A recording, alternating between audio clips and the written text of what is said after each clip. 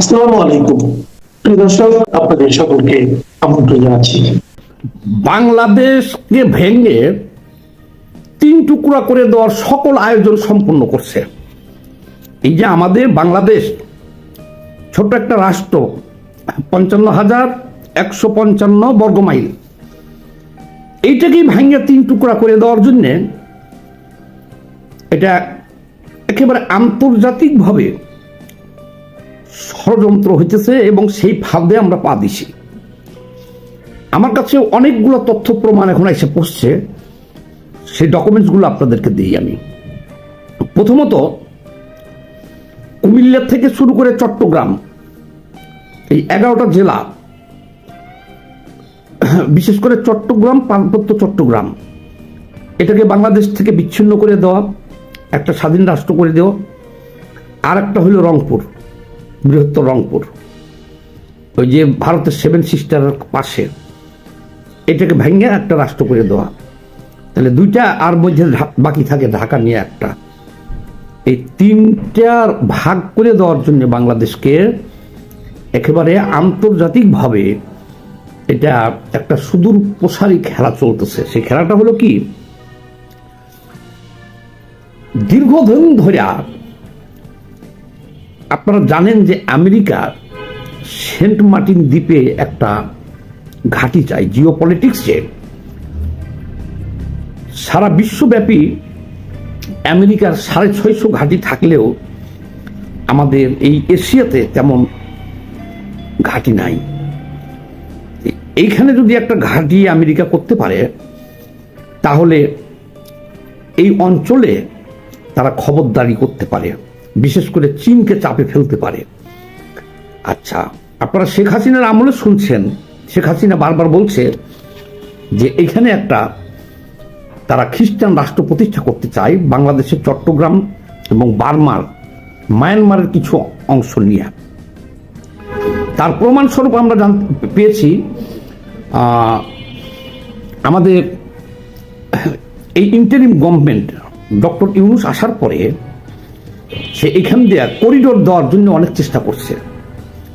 সে করিডোরটা হলো যে আমাদের কক্সবাজার থেকে রাখাইনে অস্ত্র শস্ত্র সৈন্য এগুলো যাওয়ার জন্য একটা করিডোর চেয়েছিল আমেরিকা, এবং এটার বিরোধিতায় সমস্ত দেশ রাস্তায় নামছি আমরা। একটা করিডোর মানেই এটা একটা ঘাঁটি, কিন্তু সেটা এখন এই সরকার দিয়েছে কিনা জানি না। আমেরিকা থেকে অনেক সৈন্য আসে এখানে, অফিসাররা আসে এখানে দেখে গেছে, রেকি করে গেছে, এটা আপনারা জানেন। আর শত বাধা উপেক্ষা করেও ডক্টর ইউনূস বন্দর অলরেডি নারায়ণগঞ্জের পানগাঁও বন্দর এবং চট্টগ্রাম বন্দরের একটা অংশ এটা অলরেডি চুক্তি করে দিয়ে দিছে।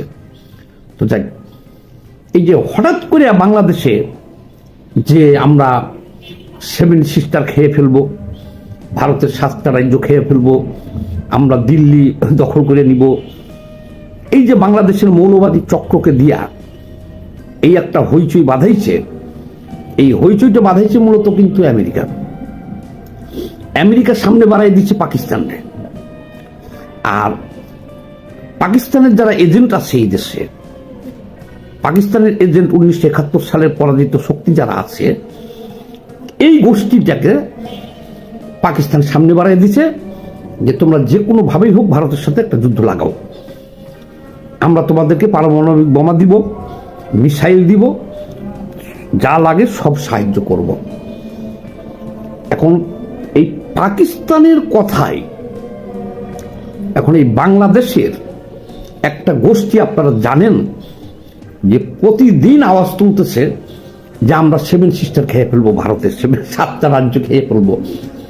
এই যেমন একটা গাছে 7টা আপেল ধরে রয়েছে, আমরা যে পাইরে খেয়ে ফেলবো, ভাবটা এরকমই। আর এরা যে বুঝে না তা না, এই যে যারা বলতেছে 7 সিস্টার খেয়ে ফেলবো, তারাও কিন্তু বুঝে। আচ্ছা, ভারতের মতো একটা পরাশক্তির বিরুদ্ধে আমরা বাংলাদেশের মতো একটা ছোট রাষ্ট্র, আমরা কি তাদের সাথে যুদ্ধ করিয়া 2-1 দিন টিকে থাকতে পারবো? সেটাও তো আমরা জানি যে পারবো না। তাহলে কেন তারা ভারতের 7 সিস্টার খেয়ে ফেলতে চায়? এটার পিছনের রহস্যটা কি? এর পিছনের রহস্যটা হলো যে আমেরিকার ইন্ধনে পাকিস্তানকে সামনে বাড়াই দিছে, যে কোনো ভাবেই হোক ভারতের সাথে একটা যুদ্ধ যদি বাংলাদেশ লেগে যায় তাহলে কি হবে? তাহলে তারাও জানে যে বাংলাদেশের আর কি আছে, বাংলাদেশ কি একদিন টিকতে পারবো? তখন হবে ইউক্রেনের মতো অবস্থা বাংলাদেশের। তখন কি হবে? আমি তো রেস্ট্রিকশনের ভয়ে অন্য কারো ভিডিও দেখাই না, তারপর আমরা একটু ভিডিওটা দেখে আসি। দেখেন পার্বত্য চট্টগ্রাম এমনি আমাদের যাই অবস্থা, দেখেন কি অবস্থা। হাসনাত আব্দুল্লাহ, সার্গিস আলম সহ বিভিন্ন নেতৃত্বরা যখন উত্তর পূর্ব দখলের ডাক দিচ্ছে, উত্তর পূর্বকে তারা অশান্ত করার ছক কষছে, ঠিক সেই সময়টাতে দাঁড়িয়ে বাংলাদেশের সীমান্তে চট্টগ্রামে তৈরি হয়েছে জেএসএস আর্মি। বাংলাদেশের সীমান্ত বদল করতে এখন চট্টগ্রামে এই আর্মিরা তৈরি হচ্ছে। প্রায় 1000 আর্মি তৈরি যুদ্ধের জন্য ঘাতক হাতিয়ার নিয়ে অবস্থান পার্বত্য চট্টগ্রামে। বিস্তারিত তথ্য সঙ্গে যুক্ত হয়েছে প্রতিনিধি শেখ মনিরুল। মনিরুল, কি জানতে পারছো? দেখো, তুমি যেমনটা বলছিলে যে নর্থ ইস্টে বা উত্তর পূর্বে যখন অশান্তির জন্য আইএসআই কে সঙ্গে নিয়ে বাংলাদেশের এই তত্ত্বাবধায়ক সরকার সব রকম চেষ্টা করছে, ঠিক সেই সময়তেই কিন্তু চট্টগ্রামকে মূল বাংলাদেশের থেকে আলাদা করে দিতে এই মুহূর্তে কিন্তু নতুন করে পরিকল্পনা সাজাচ্ছে হচ্ছে জেএসএস আর্মি। এবং জেএসএস আর্মির যদি তোমাকে ব্যাকগ্রাউন্ডটা বলি, এই জেএসএস আর্মি তৈরি করেছিল হচ্ছে সন্তু লারমা। এই সন্তু লারমা হচ্ছে 1970 সালে চাকমা, মার্গা এই সমস্ত চট্টগ্রামের উপজাতিদের নিয়ে 1970 সালে এর একটা আর্মি গ্রুপ তৈরি করেছিল। কিন্তু শেখ হাসিনার সময়তে বিভিন্ন আলাপ আলোচনার মাধ্যমে তারা কিন্তু অনেকটাই কিন্তু গুটিয়ে গিয়েছিল এবং 1997 সালে বাংলাদেশ এমনি চট্টগ্রামে বাংলাদেশের যা সেনাবাহিনী আছে তার অর্ধেক এই চট্টগ্রাম নিয়ন্ত্রণ করতেই লাগে পাহাড়। এই যে বাহিনীটার কথা শুনলেন, এটা হলো সন্তু লারমার নাতি লেফটেন্যান্ট জেনারেল বুলবুল লারমা। তার নেতৃত্বে অলরেডি তারা একটা সেনাবাহিনী গঠন করে ফেলছে। তাদের কাছে সব ধরনের অস্ত্র আছে। এই যে দেখেন, আমি বাকিটুক দেখাই। আর ঠিক তার অপোজিটেই, চট্টগ্রামের অপোজিটে আপনারা দেখেছেন যে ভারত বিশাল একটা ঘাঁটি করছে, সেনাবাহিনীর ঘাঁটি করছে। এখন এই গোষ্ঠীকে যদি ভারত সহযোগিতা করে তাহলে তো আমরা অটোমেটিকলি পার্বত্য চট্টগ্রাম হারিয়ে ফেলব। খালি যদি ভারত এদেরকে একটু সহযোগিতা করে। আর ভারতের সাথে কোনো রকম একটা যুদ্ধ লাগলে তখন ওদেরকে ভারতের সাহায্যই লাগবে না। এখন আপনি কি পার্বত্য চট্টগ্রাম রক্ষা করবেন না ভারতের বিরুদ্ধে যুদ্ধ করবেন বলেন? তো আরো একটু দেখে আসি, তারপরে বাকিটুকু বলতেছি। আর্মির সঙ্গে একটা চুক্তি হয়, সেই চুক্তির পরে কিন্তু অনেকটাই কিন্তু বাংলাদেশের যে সামনে যাই পার্বত্য চট্টগ্রামে ফেরে এবং এই বুলবুল চাকমা কিন্তু তোমার হচ্ছে ট্রেনিং করেছে এবং ট্রেনিং করার পরে তিনি তার যে প্রায় 1000 জন এই আর্মি নিয়ে তিনি এই মুহূর্তে চট্টগ্রামে কিন্তু অবস্থান করছে। এবং এই যে লেফটেন্যান্ট জেনারেল বুলবুল চাকমার সঙ্গে আরো একজন গেরিলা এক্সপার্ট এখানে যোদ্ধা রয়েছেন, তার নাম হচ্ছে সমাজপ্রিয় চাকমা। এই সমাজপ্রিয় চাকমাও কিন্তু তোমার হচ্ছে মূলত এই মায়ানমার সীমান্ত দিয়ে কিন্তু সেও প্রবেশ করেছে চট্টগ্রামে। প্রায় 1000 জন গেরিলা বাহিনী এই মুহূর্তে কিন্তু চট্টগ্রামে কিন্তু অবস্থান করছে এবং স্থানীয় সূত্রে কিন্তু জানা যাচ্ছে এদের কাছে ভারী অস্ত্র থেকে আরম্ভ করে সমস্ত রকম অত্যাধুনিক অস্ত্র এবং বিশেষ করে তাদের হাতে ড্রোন পৌঁছে গেছে।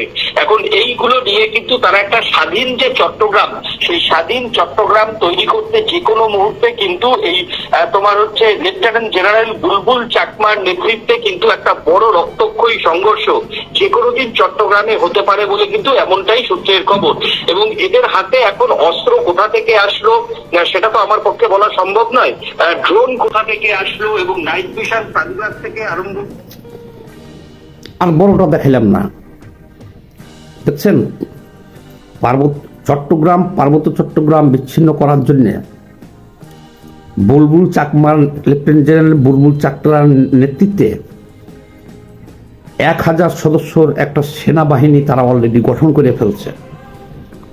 আমাদের দেশের সেনাবাহিনী এমনি চট্টগ্রামে এদেরকে নিয়ন্ত্রণ করতে হিমশিম খাইতেছে, এটি আমরা কন্ট্রোল করতে পারতেছি না। তাহলে কারা কোন উদ্দেশ্যে হঠাৎ করে ভারতের 7 সিস্টার খেয়ে ফেলতে চাইতেছে, কথাটা বুঝেন। আমরা যে ভারতের 7 সিস্টার খাওয়ার এই যেভাবে হম্বিতম্বি করতেছি, তাহলে আমাদের সকলেই জানি যে ভারত একটা পারমাণবিক শক্তিধর, একটা বিশ্বের 3 বা 4 নম্বরে আছে, তারা শক্তিশালী রাষ্ট্র। গায়ে পড়ে তাদের সাথে যুদ্ধ পাতে চেতেছে কেন বুঝেন না? আমেরিকা পাকিস্তানকে সামনে বাড়িয়ে দিছে যে তোমাদের তো অনেক এই দেশে জারক সন্তান আছে, তোমার অনুসারীরা আছে, এদেরকে দিয়ে দেখো একটা যুদ্ধ লাগাইতে পারো নাকি। এই যুদ্ধটা লাগার সাথে সাথে 7 সিস্টার খাওয়া তো দূরের কথা, 7 সিস্টারের নাম নেওয়ার আগেই আপনার বাংলাদেশ 3 টুকরা হয়ে যাবে। চাইলে ভারত দখল করে নিতে পারে, কিন্তু ভারত দখল করে নিলে তো হবে না, পাকিস্তান লাগবে না। তখন এই চট্টগ্রাম, পার্বত্য চট্টগ্রাম, এটাকে নিয়ে আরো ওই রোহিঙ্গাদের মিয়ানমারের একটা অংশ নিয়ে এখানে একটা রাষ্ট্র গঠন করে দিবে, খ্রিস্টান রাষ্ট্র, এবং এটা থাকবে আমেরিকার ঘাঁটি, যে ঘাঁটিটা আমেরিকা 50 বছর ধরে চাইতেছে কিন্তু বাংলাদেশ দিতেছে না। আর রংপুর অঞ্চল বাংলাদেশ থেকে বিচ্ছিন্ন করে 7 সিস্টারের যে চিকেন নেক আছে তাদের এই সমস্যাটা সমাধান করবে, এটাকে 7 সিস্টারের লগে অ্যাড করে দিবে। পৃথিবীর এমন কোনো শক্তি নাই যে এই 2টা অঞ্চল আর উদ্ধার করে বাংলাদেশকে দেয়। পাকিস্তান, আচ্ছা, এই জামায়াতি নেতাদের কাছে তাদের আপন মা বোন কেউই নিরাপদ না। আজকে এমন কিছু ভয়াবহ তথ্য আপনাদের সামনে আমি তুলে ধরব যে আপনারা হতবাক হয়ে যাবেন।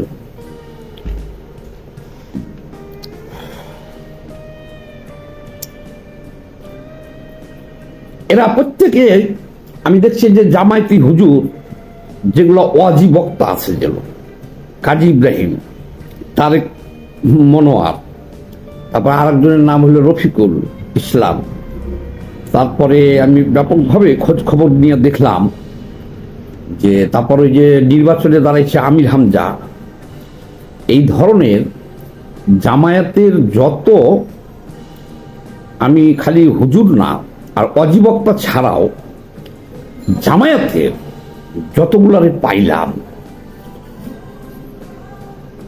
স্ত্রী 2টা 3টা 4টা আছে স্ত্রী। আচ্ছা, তারপরে এই স্ত্রীগুলোর খবর নিয়ে দেখলে দেখা যায় যে কারণ হলো কি, একটা বিবাহিত মানুষকে বা বয়স্ক মানুষকে কেউ তো আর ওই অবিবাহিত কোনো মেয়েকেও তাদের হাতে তুলে দিব না, তখন তারা ওই মেয়ে মানুষের বউ টোকাইতে থাকে যে কোথাও কোনো বিধবা মেয়ে আছে কিনা, বা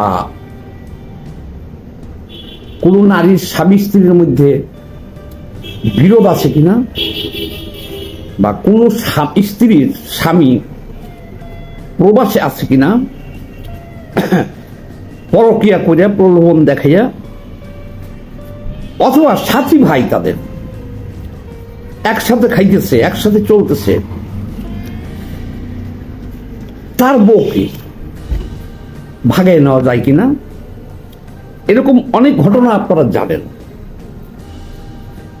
যেমন ওই যে কুয়াকাটার যে একজন হুজুর আছে, আমি তো এদের নামও মনে থাকে না,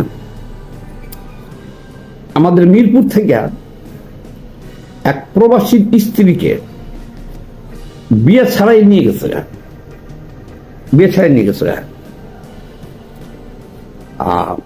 তাও কিভাবে নিল? কুয়াকাটার ওই হুজুরটা বিখ্যাত, ওয়াজের দিকে বিখ্যাত আর কি। ওই বেটা তো বিদেশে থাকে, আর বউকে ইমানদার বানানোর জন্য কুয়াকাটা হুজুরের যে মাদ্রাসা আছে আর ওর ওয়াজ শুনে সে বিদেশে থাকে। বোকা চোদা যারা বিদেশে থাকে তারা তো স্ত্রীকে সন্দেহ করে, তারা ওই নামাজের মধ্যে বোরখার মধ্যে রাখতে চায়। বউরে বলছে যে কুয়াকাটা হুজুরের যে মাদ্রাসাটা আছে আমাদের মহল্লায় এলাকাতেই, তুমি ওখানে হুজুরের কাছে যা কোরআন পড়া শিখো। হুজুরের কাছে কি শিখবা? কোরআন পড়া শিখবা। 2 বাচ্চার মা তো কোরআন পড়া শিখতে যা এই কুয়াকাটার হুজুর, নামটা আমি বলতেছি রাখেন, শেষে তো ওই ব্যাটার বউটাই লয়ে গেছে। এটা তো আপনারা জানেন, 2 বাচ্চার মা, বাচ্চা দুটাকে অসহায় করে দেয়, বউটাই নিয়ে গেছে। সেই বউ ওই যে বিদেশ থাকে যে স্বামী, তার সাথে কিন্তু তালাক হয় নাই। এখন কুয়াকাটা হুজুরের এই অপকীর্তি তার ভাই নিজেই একদম অনলাইনে ফাঁস করছে যে তুই যে এটা নিয়ে আইছিস। আর ওই ছেলেটাও আবার অনলাইনে অনেক লাইভ টাইপ করছে, আপনারা দেখছেন, আইনি ঝামেলা হয়েছে। আর তার ভাই আবার দেখলাম একটা ভিডিও করে ছাড়ছে, ভাই ভাই বিরোধ, যে তুই যে ছেলে পেলে জন্ম দিছিস এগুলো সব অবৈধ, জারজ। কারণ ওই বেটা তো এই বউ ছাড়ে নাই, তুই এনে ঘর করতেছিস। আচ্ছা, তার আর এক ভাই আবার করছে কি, মিজবা তার ভাইয়ের নাম, উনিও অজি হুজুর, কন্টাকে অজ করে। সে আবার এমন কাম করছে যে আরেকজন হুজুরের 2 বাচ্চা থিয়া তার বউরে ভাগায় নিয়ে গেছে। আচ্ছা, এখন ওই হুজুর তার ওই বাচ্চা সহ দেখেন লাইভ করতেছে, বাচ্চা সহ লাইভ করতেছে যে তুমি ফিরে আসো, এই বাচ্চারা দিয়ে বলাইতেছে তুমি ফিরে আসো। এটা নিয়ে অনেক কেলেঙ্কারি। আচ্ছা, সে নিচে তো নিচেই সেই বউ আর এক বেটার। কয়েকদিন আগে দেখলেন ওই যে কাশেমি হুজুর এখন জেলে আছে, আর কত নম্বর স্ত্রী, এটা 9 নম্বর স্ত্রীর মামলায় 4টে রাখে, বাকিগুলো ছেড়ে দেয়। এবং উনি দাসী রাখার ব্যবস্থাও করছিল কাশেমি হুজুর, সেও কিন্তু জামাতি। তারপর আর একজন ওই যে আল হোসাইনি হুজুর বোর মামলায় জেলে গেল। দেখ, এখন আজকে যে জিনিসটা বলবো এবং দেখাবো আপনারা চমকে যাবেন।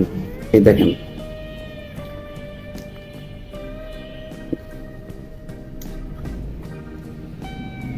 শুনেন ভালো করে। হ্যাঁ,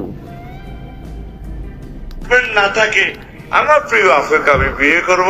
আপু চলে আসুন, মিলেমিশে থাকি আমরা। আই লাভ ইউ, বুক ভরা ভালোবাসা তোমাকে দিব। চলে আসো বাংলার জমিনে। আমি চাচ্ছি আমার মমতা আপুকে এখানে দিয়ে দেওয়া হোক। আপুর যদি হাজবেন্ড না থাকে আমার প্রিয় আপুকে আমি বিয়ে করব। আপু চলে আসুন, মিলেমিশে থাকি আমরা। আই লাভ ইউ, বুক ভরা ভালোবাসা। এনার নাম রফিকুল ইসলাম, ইনি জামাতি একজন বক্তা। ঠিক আছে, শুনলেন তো, আপুও ডাকতেছে, আবার বিয়েও করতে চাইতেছে। কিন্তু সবচেয়ে মারাত্মক ব্যাপার হলো এটা তো হলো কোরআনের মাহফিল, হাদিস কোরআনের মাহফিল। তো আমি ভিডিওটা করতাম না, কিন্তু ইনি শুধু যে একদিন বলছে না, ওনার অনেকগুলো ভিডিও পাইলাম। আমি আরেকটা ভিডিও পাইলাম, তসলিমা নাসরিনকেও ডাকতেছে যে তুমি তো বাংলাদেশে আসতে পারতেছো না আপু, আমি যদি দায়িত্ব নিই, তোমাকে তওবা করে আনি, বাংলাদেশের কোনো মানুষ তোমার একটা পশম ছিঁড়তে পারতো না। তুমি তো নাস্তিক, এই জন্য দেশে আসতে পারতেছো না এত বছর, তোমার মনে কষ্ট আছে আমি জানি।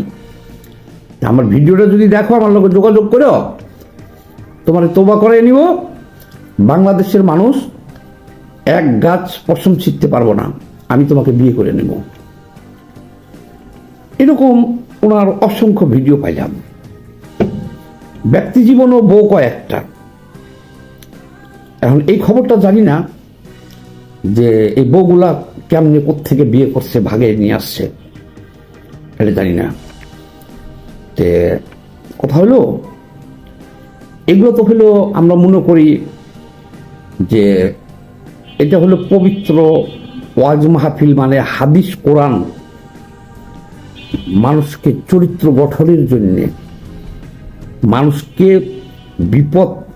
বিপদ থেকে পথে আনার জন্য, সহিভাবে ইমানদার বানানোর জন্য এই ওয়াজগুলো তো করা হয়। কিন্তু এরা এই ওয়াজ মাহফিলগুলোর মধ্যে যে এগুলো ওয়াজ, এগুলো বয়ান করে কিভাবে, শুধু এইটার না, কোন মালদা ইনটেক শুধু নারীদেরকে নিয়ে ওয়াজের একটা অংশ থাকবো, রসে রসে নারীদেরকে নিয়ে। রাশ্মিকা মান্দানা শুনছেন, আমির হামজার ওয়াজ শুনছেন,